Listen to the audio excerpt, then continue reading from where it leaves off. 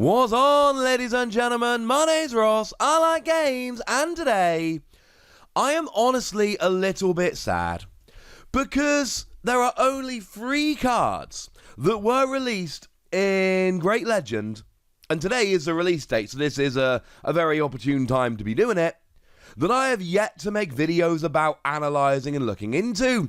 Once we do this video, that means that every single card from Great Legend will have had a video and been analysed and talked about, and we will have dug into them. The downside, of course, is that it means there's now nothing to talk about. Nah, don't worry about it. There's always going to be more Digimon stuff to talk about. And to be fair, I've already got multiple videos lined up. We will be fine. And I do enjoy that I am finishing looking at every card from Great Legend on the official release date. That seems somewhat appropriate. So let's start off with a vanilla card. Let's have a chat about Doberman. Now, I will say I adore the artwork on Doberman.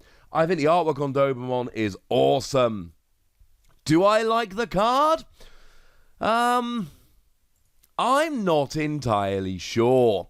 So if we start off then, we're a level 4, 6 cost to play normally, which for a level 4 is on the higher end. 2 cost to Digivolve, which is pretty much what we see from every level 4.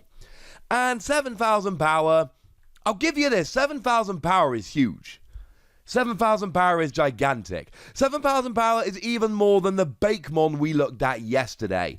In fact, if we look at level 4 purple Digimon, and we head on over to DigimonCard.dev, a website I am rather fond of, and we look for level 4 purple Digimon, we will see that this is, without exception or equal, the most powerful level 4 purple Digimon. This is number 1. There is no other purple Digimon that has a power level of 7,000 or more. Does that give us a reason to play the card? And this goes back to a discussion we've had with a few vanilla Digimon lately. I think 7,000 power is too low. Now, 7,000 power means that you will beat pretty much all of the other level 4 Digimon. We do have Blimpmon, which has got 7,000 power, and we do have Gardramon that has 7,000 power and blocker, though do remember that one's not allowed to attack, but they are the only level 4 Digimon in any colour that can match or beat Doberman. So you're getting level 3s and level 4s. But the problem is, if we look at level 5s with 7,000 power or above, well, all of a sudden, things start looking a little bit different. There are loads of level 5s with 7,000 power or above.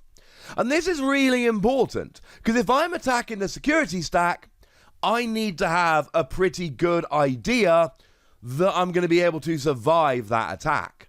And the fact of the matter is, there's close to 50 level 5s at this stage. I'm not exaggerating. I haven't counted it. It's somewhere around 50. Might not be exactly that many, but it's over 40. That have 7,000 power or more. And any of them that you hit in the security will destroy you. I told you in a video, I want to say yesterday, that my line of delineation is 8,000 power. If I've got 8,000 power, I feel pretty good about attacking a security and surviving. If I've got 7,000 power, I don't. And that's the problem here.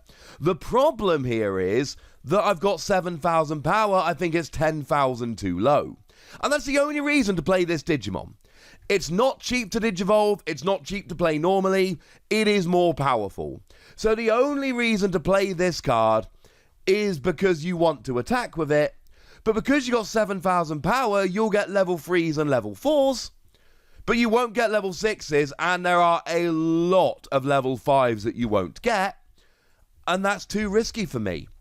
If I can take out a lot of level 5s and all the level 3s and 4s, i.e. if I've got 8,000 power, I start feeling really good about myself.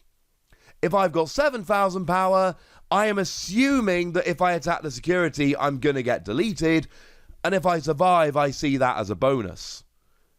And if that's the way I'm thinking, I want to play a cheaper Digimon. Sorry, Doberman, I've run the numbers, I've looked at a bunch of cards, I've done my research, you aren't good enough. The good news is we can immediately pivot to Phantommon, and things are looking very different. 7 cost to play normally is cheap for a level 5. Very cheap. 3 cost to Digivolve is standard for a level 5. 10,000 power is huge. Okay, the 7 cost to play normally isn't very cheap, but it's cheap. And now I don't need to go into too much detail here because I think I did a lot of the discussion with Doberman a second ago, but 10,000 power is very, very different. 10,000 power is... I am basically getting everything but level 6s, and even with level 6s, there's plenty of ones out there like Puppetmon that see a bunch of play that I will be taking down.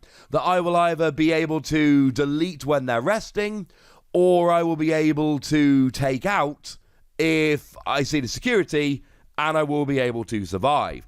10,000, although to be fair, in the security, 10,000 will still get you. But now things are very, very different. There is a huge difference in the game between 7,000 and 10,000. There is a gigantic difference. Because if we look at level 5s with 10,000 power or more, there are a few of them out there, don't get me wrong. There are some of them sitting out there. Loda Leomon is an example. But essentially, there's pretty much... well, there's half a dozen, including this one. Some, like Blue, have Loda Leomon and Gasokumon. Some, like Black, literally don't have any. So, at this stage, I'm really starting to feel pretty good about this. This seems fun to me. And there's no skill here. It's a vanilla card, and that's a bit sad, etc. But I don't particularly care. Because the fact of the matter is, I am in a position here where I can take out most resting Digimon, pretty much anything but a level 6, and I can attack the security expecting to survive. And that's why I see this card very, very differently to Doberman here. I went through with Doberman and I showed you that the majority of level 5s, or explained to you at least, would take me down, and that would be sad. Here, there are very few level 5s that will, which means if I attack the security, unless I hit a level 6, I'm expecting to survive. And that is the minority of my opponent's deck. I can take out any non-level 6 resting Digimon and a few level 6s, though the vast majority of level 6s, I will go down with them. When I'm resting, if my opponent wants to take me down, they've got to use a level 6, which they're probably not going to want to do. And that's why I like this card a lot, and I didn't like the other card. And that's fun to me. But there is one more card we need to talk about. There is an option card in purple, and we haven't done our own video about option cards. Most of these got spoiled over on the Twitter, so we did videos about them popping up on Twitter as and when they were revealed. But there's one more here that we need to take a look at, and depending on your build of purple, this could be a phenomenal card. It's called Jack Raid, according to Google Translate, and... well, it doesn't actually cost anything. It's a 0-cost option card, which is rather nice, rather cheap. And what it says is, according to Google Translate, lovely folks over at digimoncard.dev, etc., is that when you play it, for every 10 cards that you've got in your trash, you gain a memory. Nice. Now, gaining a memory, clearly an awesome, awesome thing. We like gaining memory. Gaining memory is good. The question is, of course, how many cards are you going to have in your trash? Because the reality is, you're not going to have 5 memory here. You're not going to have 50 cards in your trash. Because by definition, all of your deck would be in your trash and you wouldn't have this in your hand. Even gaining 4 or 3 memory, needing 40 or 30 cards in your trash, that is unlikely. Not impossible, not never going to happen, but somewhat unlikely. So, usually here you're gaining 1 or 2 memory. And it turns suspiciously into Hammerspark. Hammerspark being a blue option card, 0 cost to play. You gain a memory when you play it. And as a security card, it gains 2 memory. Fun side note, Jack Raid here as a security card gains you 2 memory. So as a security card, it is exactly the same as Hammerspark. And this is cool. This is fun. This is honestly going to see a bunch of play.